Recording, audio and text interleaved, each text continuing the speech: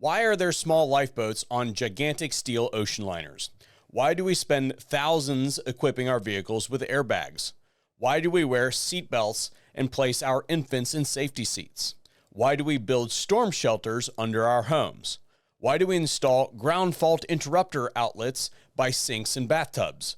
Why do we get painful inoculations? Why do we voluntarily undergo sickening chemotherapy? And why do we protect ourselves with firearms? In life, we face many perils. Some are natural weather phenomenon, such as hurricanes, tornadoes, and floods. Some are biological, such as viruses, disease, or malignant cells. Some perils are associated with important products like electricity, natural gas, matches, automobiles, and pain-relieving medications. Too often, the perils we face are forced upon us by other people, by people who are negligent, reckless, inane, impaired, or evil. Sometimes it is the proverbial lone wolf. Sometimes it is the whole wolf pack. Truly, life comes at you quickly. And who comes to our aid in times of peril? Sometimes it is the police or first responders. Other times it is healthcare professionals, and sometimes it is family, friends, or neighbors. Sometimes it is no one. Those were the words of a United States federal district court out of Illinois when asked the question, is it constitutional to ban semi-automatic rifles? And of course, we know that it is not. And while that case is unrelated to the incident in New Orleans, I thought it was a very good way to open today's video because it expresses to everyone the status quo that exists throughout time and especially today in 2025. Because we as Americans lead a generally ordered and safe existence, all other societal problems barred, there are people out there that seek to disrupt and destroy that for all of the reasons in the world. Generally speaking, you and I are shielded by technology, military, rule of law. There's so many systems that interlock and interweave to shield us from the vast majority of the evil of the world. However, every once in a while, something gets through. There are many estimates out there. Is it 1 in 1,000 attempts succeeds? Is it 1 in 10,000? Is it 100,000? Is it a million? It doesn't really matter because unfortunately, the reality of the situation is that the ideology that drives this sort of thing, even that minuscule success chance, as big or small as it is enough to embolden future acts. So the question today is, how do you defend yourself against something like this in the future? And I'm not going to mix my words this morning. It's very simple. You need a rifle. Not a handgun, not a shotgun, not a pistol in rifle form, a rifle that shoots pistol bullets, a rifle that shoots real rifle bullets. Now, most of you who watch this channel on a regular basis know this. However, there are a lot of people that are going to be scared, and they should be scared. Because the reality of the situation is that if you're one of those people, you have been living unprotected. The government will tell you that they will take care of you and that they will be there, and it has been proven time and time again that that is not the case. The one exception here is if you're one of the people on the street, because it's pretty difficult to carry a rifle in public. It's impractical for a variety of reasons, but for the sake of discussion today, regardless of locale, let's just go with it gets in the way.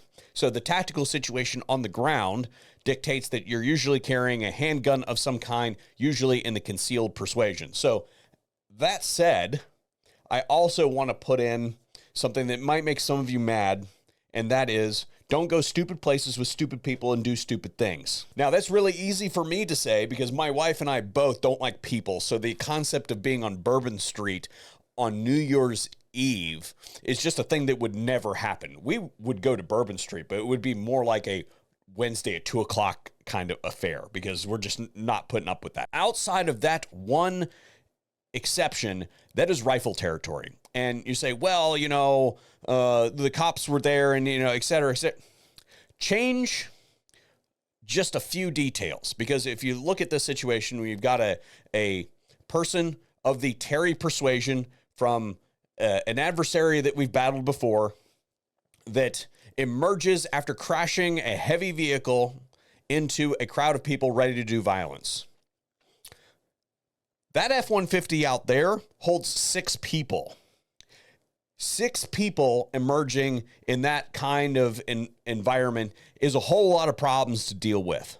Not to stray into the morbid or anything, but I'm going to assume that the reason that an electric vehicle was used is because electric vehicles are very heavy for the same size package. So if you're going to do something by yourself, heaviest, fastest, you get what I'm saying. But let's change that detail and say that it's not somebody by themselves on the ground. We know that this person had help, but let's say that it's a larger coordinated attack. How uncommon is it for somebody to rent a high capacity vehicle like, an Escalade? You could cram 12 people in an Escalade, maybe not 12 people this size, a passenger van or something like that. Not all that uncommon is what I'm saying. So when you change that situation slightly, you got a whole lot of problems right now. It is not a stretch that incidents like this have the capacity to spill over into homes. In fact, I would say that given the ideology in question, that is ideal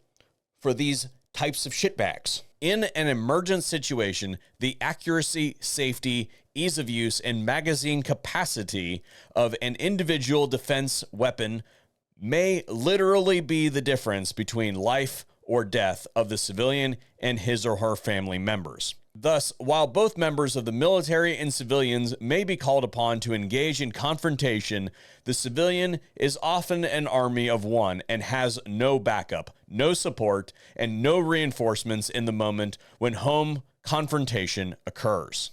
So we're going to talk about that rifle and what it should look like and what it should do. But before we do, in addition, you should also consider enhancing the medical capabilities of your home, of your household. And if you don't have a real trauma kit, then I suggest that you go look at my friends at Medical Gear Outfitters. They're my go-to stop for everything medical related. And they even have ones that are pre-packaged for specific instances like car accidents or like the rising floodwaters thing with the one that is in a dedicated Pelican case. While Medical Gear Outfitters is a sponsor of the channel and does provide you guys a discount, you can find all that information in the relevant places. I'm not trying to be super heavy sales with you guys. I'm just trying to take an opportunity to maybe highlight that there may be an additional hole in your lifestyle, and there's a quick and easy fix for that.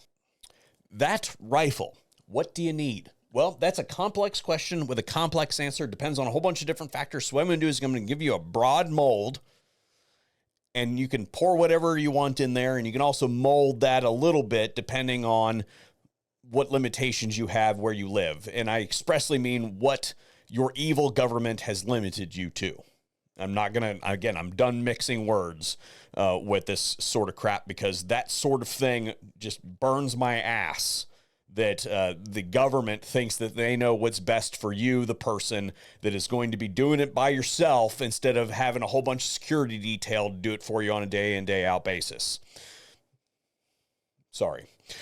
Not sorry, actually. Not sorry at all. That rifle needs to be semi-automatic. It needs to be fed from a detachable box magazine. It needs to be an intermediate cartridge. Personally, I think that 5.56 is the way to go. There is an argument out there for 300 blackout in some instances, but you could also use 7.62x39, I suppose. The problem with sub-calibers is they do not perform against various types of threats. So if you're going less than intermediate cartridge, like a 22 or something like that, in my opinion, that doesn't get it done.